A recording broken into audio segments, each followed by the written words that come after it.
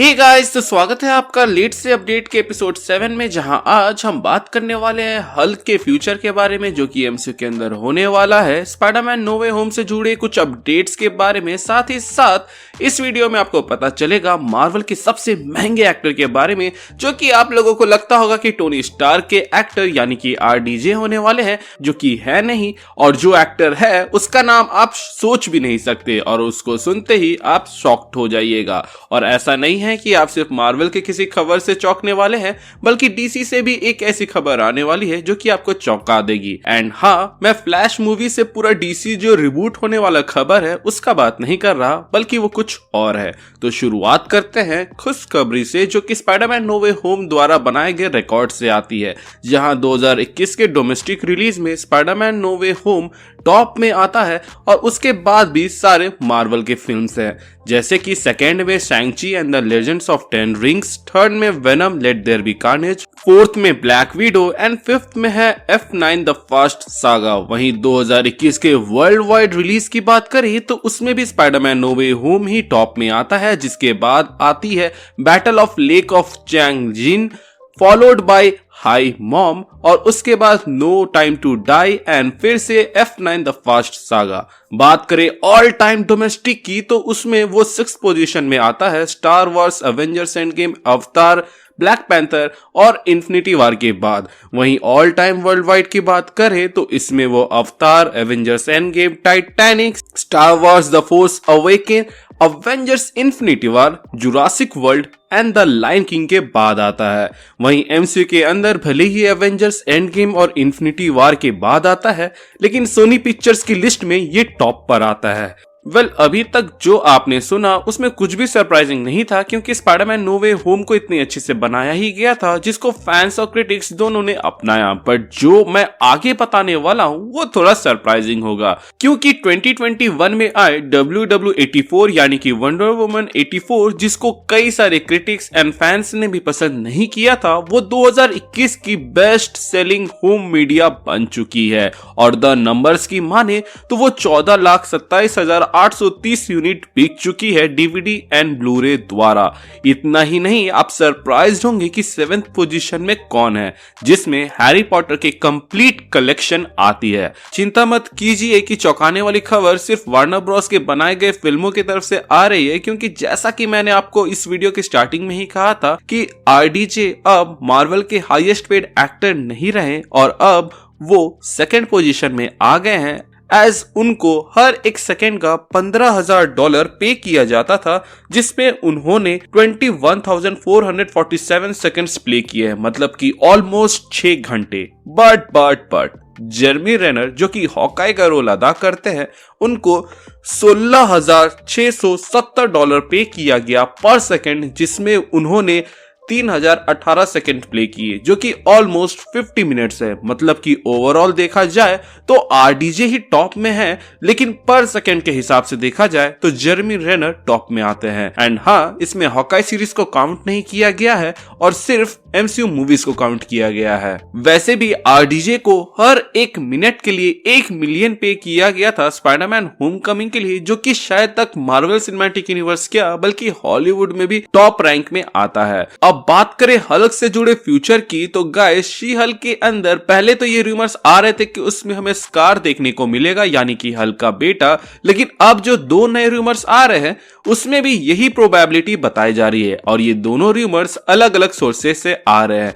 जहां एक का कहना यह है कि शी हल्क के एंड में हल्क अर्थ छोड़ के चला जाएगा, वहीं दूसरे सोर्सेस का कहना यह है कि हमें मूवी के एंड में फादर सन का ट्रिप देखने को मिलेगा, जो लोग हेल्प की तलाश में निकलेंगे। जिससे तो ऐसा ही लग रहा है कि मार्वल वाले हल्क से छुटकारा पाने पर तुले हुए हैं ताकि शी हल्क को एक्सपोजर मिल सके। But I hope she Hulk में वो उसको थोड़ा सा तो शाइन करवाए, ताकि जो हाल उन्होंने एंड गेम में उसका किया था उसकी थोड़ी तो भरपाई हो पाए। हमें स्पाइडरमैन नो वे होम में दिखने वाले अमेजिंग स्पाइडरमैन सूट का एक अच्छा सा लुक देखने को मिलता है जो कि उनके बॉडी डबल्स ने पहना हुआ था और उसको पोस्ट किया हुआ है। बाय द वे मैं क्लियर कर दूं कि ये बॉडी डबल कोई स्टंट के लिए नहीं था, बल्कि कुछ ऐसे सीन्स के लिए था जहां पे रीशूट्स की जरूरत थी और वहां पे एंड्रू गारफील्ड ने मास्क पहना हुआ था, लेकिन एंड्रू गारफील्ड उस रीशूट्स पर नहीं आ पाए तो इनको वहां पर डाल के उनको शूट किया गया। अब एंड्रू गारफील्ड का जिक्र हो चुका है तो उनके कुछ बयान के बारे में भी बात कर लेते हैं जो कि उन्होंने नो वे होम के ऊपर दिए हैं, क्योंकि इससे पहले तो वो रट लगाए बैठे थे कि वो इस मूवी में नहीं है। सो इस मूवी पर एंड्रू गारफील्ड ने कहा है कि जब वो अटलांटा में शूटिंग कर रहे थे तब उन्होंने और उनकी टीम ने पूरी कोशिश की थी कि कोई भी बात लीक ना हो, बट उनकी एंड टोबी की एक फोटो लीक हो गई थी। बाद में मार्वल वालों ने उन्हें कहा कि तुम बस चुप रहना एंड इसको डिनाई करना, जिसको एंड्रू ने अच्छे से फॉलो किया एंड मजाल हो कि कहीं पर भी बोल दिया हो कि इस मूवी में वो है। कब कभी तो ऐसा लगता है कि लीक भी मार्वल वालों ने किया था एंड ये उसके मार्केटिंग स्ट्रेटेजी का ही पार्ट है। एनीवेज अब बात करते हैं हमारे सेबेस्टियन स्टैन की, जिन्होंने साफ शब्दों में कह दिया है कि वो doctor strange multiverse of madness में नहीं है, क्योंकि ऐसे रूमर्स आ रहे थे कि वो इसमें होंगे। वैसे मल्टीवर्स ऑफ मैडनेस में जितने लोगों के आने की रूमर है उतने लोगों का नाम लूं तो एक अलग से ही वीडियो बन जाएगा, लेकिन यहां पर मैं चार्ल्स जेवियर के आने की बात पर थोड़ा सा स्ट्रेस डालना चाहूंगा, क्योंकि कॉन्सेप्ट आर्ट में वो हमें देख चुके हैं, प्लस जेम्स मैकॉय हमें हाल फिलहाल में टकले दिखे हैं, तो ऐसे होने के चांसेस है कि हमें doctor strange multiverse of madness के अंदर चार्ल्स जेवियर या फिर प्रोफेसर एक्स देख सकते हैं। अब बात करें मैट डेमन की, जिन्होंने बेन एफ्लेक को बैटमैन का रोल से एग्जिट करने की सलाह दी थी, जिस पर कई लोग ट्रिगर हो सकते हैं, बट जिस सर्कमस्टेंसेस में उन्होंने ये बात कहा था बेन एफ्लेक को, उसको अगर आप कंसिडरेशन में ले तो वो अपनी जगह सही थे, क्योंकि उस वक्त बेन एफ्लेक एक बुरे दौर से गुजर रहे थे और मैट डेमन ने उन्हें सिर्फ यही सलाह दी थी कि आपको वो करना चाहिए जो आपको सही एंड अच्छा लगता हो प्लस खुश करता हो। लगता है ये सजेशन उन्होंने वार्नर ब्रोस को भी दिया था, क्योंकि फ्लैश मूवी के बाद शायद तक बेन एफ्लेक का बैटमैन नहीं रहेगा, ऐसा सुनने में आ रहा है। वैसे बेन एफ्लेक ने एक बयान में ये भी कहा है कि आने वाले समय में मार्वल का ही राज रहेगा सिनेमा के ऊपर और मूवीज मोस्टली टीनेजर्स के ऊपर फोकस्ड होगी। एक्वामैन के एक्टर जेसन मोमोआ ने ये बात कंफर्म कर दिया है कि Aquaman and the lost kingdom की शूटिंग कंप्लीट हो चुकी है। शूटिंग से याद आया कि टेसा थॉमसन, जो कि मार्वल सिनेमैटिक यूनिवर्स के अंदर वैल्करी का रोल अदा करती है, उन्होंने वैल्करी के पावर्स को लेकर कुछ नई बातें बताई है, जहां पर उन्होंने ये बताया है कि वैल्करी सेंस कर सकती है कि कोई मौत के करीब है या नहीं है, प्लस वो उनको वैल्हैला तक ले जा सकती है, जो कि एक तरह से आफ्टर लाइफ है। इसके अलावा वो लोगों को रिवाइव भी कर सकती है, और जब वो किसी को रिवाइव करती है तो जिसको वो रिवाइव कर रही है उसके शरीर में जो चोट है वो वैल्करी के शरीर में आ जाती है। ये सारी चीजें अभी तक हमें एमसीयू के अंदर देखने को नहीं मिली है, तो मोस्ट प्रोबेबली ये सारी चीजें हमें थॉर 4 लव एंड थंडर के अंदर देखने को मिल सकता है।